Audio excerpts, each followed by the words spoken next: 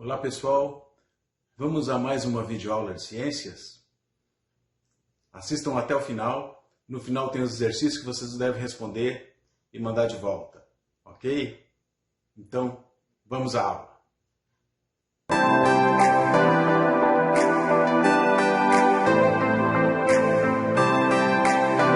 Então vamos começar a nossa aula de hoje sobre os estados físicos da matéria. Observando a natureza, a gente vai perceber que a matéria ela se apresenta na temperatura ambiente sob três estados físicos. Então ela pode ser sólido, como as rochas, pode ser líquido, como a água do mar, por exemplo, dos rios e dos lagos, ou pode ser gasosa, como o ar atmosférico.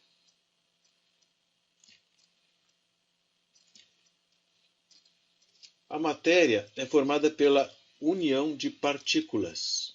Essas partículas elas podem se atrair mutuamente. E a intensidade dessas forças de atração é que vão determinar se a matéria vai estar no estado sólido, líquido ou gasoso.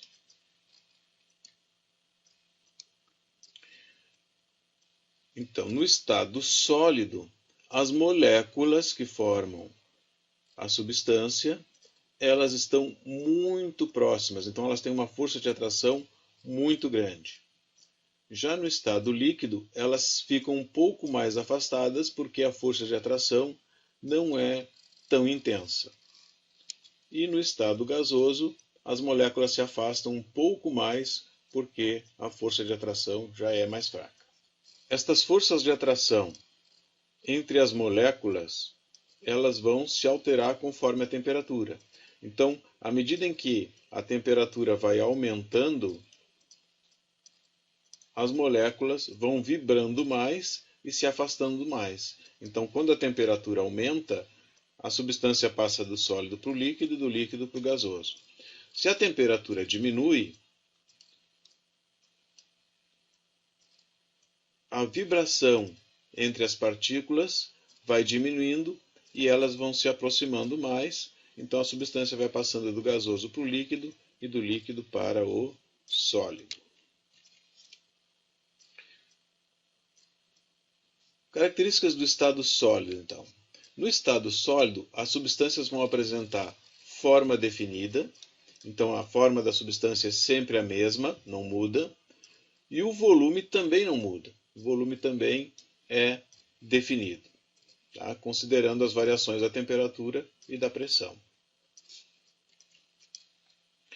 Então, no estado sólido, as partículas se encontram ligadas umas às outras por uma força de atração muito grande, de modo que elas não conseguem se movimentar, elas vibram apenas.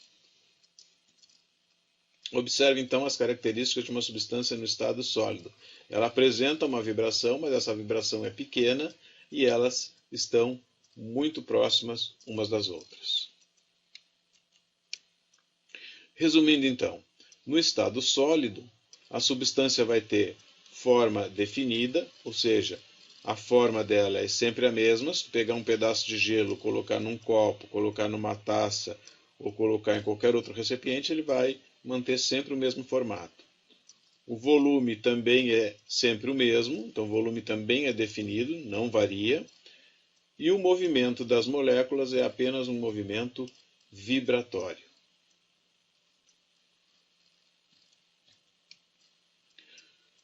No estado líquido. Então, no estado líquido, as partículas não estão unidas fortemente. E por isso, então, elas se adaptam à forma do recipiente, ou seja, elas têm a forma variável. Então, se a gente pegar a água e colocar num copo, ela vai ter a forma do copo. Se a gente passar por uma taça, ela vai passar a ter a forma da taça.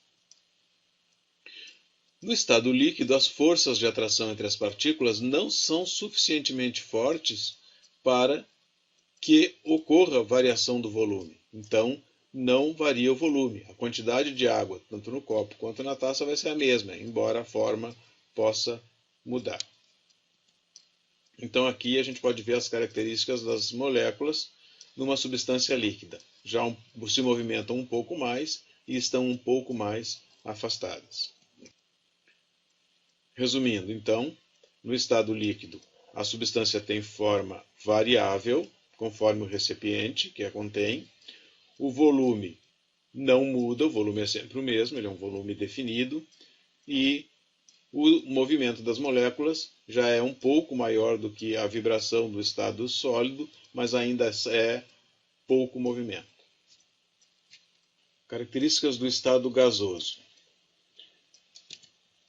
Então, no estado gasoso, a substância vai apresentar densidade menor que a dos sólidos e dos líquidos, e elas vão ocupar todo o volume do recipiente que as contém. Isso significa que elas, então, variam de volume conforme o recipiente que contém essa substância. As forças de atração entre as partículas no estado gasoso são muito fracas. Elas possuem, portanto, alta mobilidade, ou seja, se movimentam bastante. Então vejam já que as partículas elas estão se movimentando bem mais e se encontram mais afastadas também. Então, as características do estado gasoso é que a forma da substância é variável, ela muda de forma conforme o recipiente. O volume também muda conforme o recipiente, então o volume também é variável. E o movimento das partículas é grande.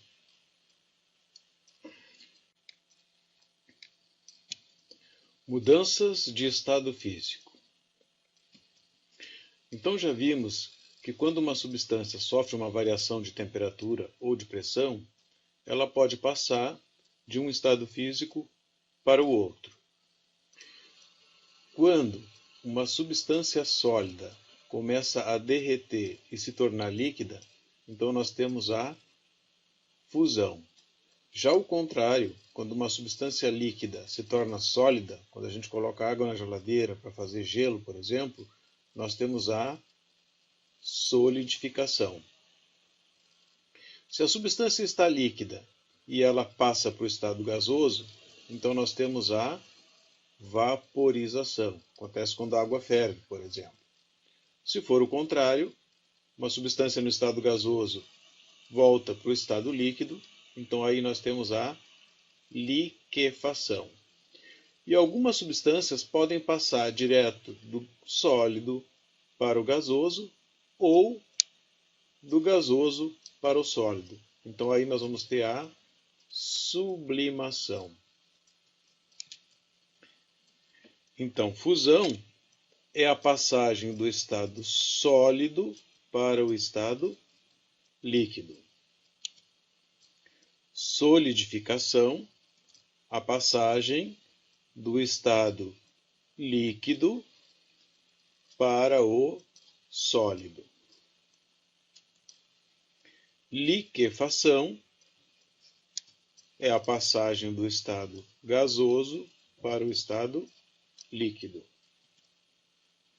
Vaporização, a passagem do estado líquido para o estado gasoso. E a sublimação é a passagem do estado gasoso para o sólido ou do sólido para o gasoso. Quando aquecemos uma substância no estado sólido, a temperatura dela vai subindo, subindo, até que ela comece a derreter. Esse ponto em que a substância começa a derreter, então é o seu ponto de fusão. Se a gente seguir aquecendo, essa substância, que agora está líquida, vai chegar no momento em que vai começar a passar para o estado gasoso. Então, a temperatura na qual a substância vai passar do estado líquido para o gasoso é o seu ponto de ebulição.